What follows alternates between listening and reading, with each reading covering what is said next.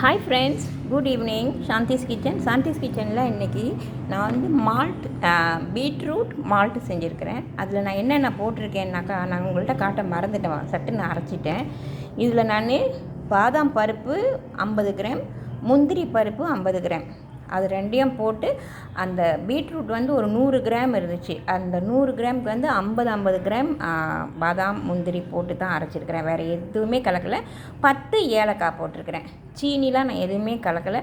So பாதாம் பருப்பு 50 gram, முந்திரி பருப்பு 50 கிராம், ஏலக்காய் 10, பீட்ரூட் காஞ்சது வந்து 100 கிராம் இருந்துச்சு. ஸோ அதுதான் ஃப்ரெண்ட்ஸ் இன்றைக்கி இதை போட்டு நான் அரைச்சிருக்கிறேன்.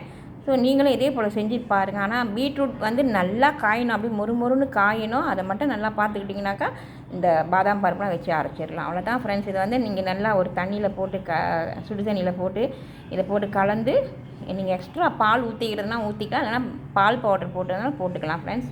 அவ்வளோதான், அது செஞ்சு குடிக்க வேண்டியது தான் டெய்லி. தேங்க்யூ.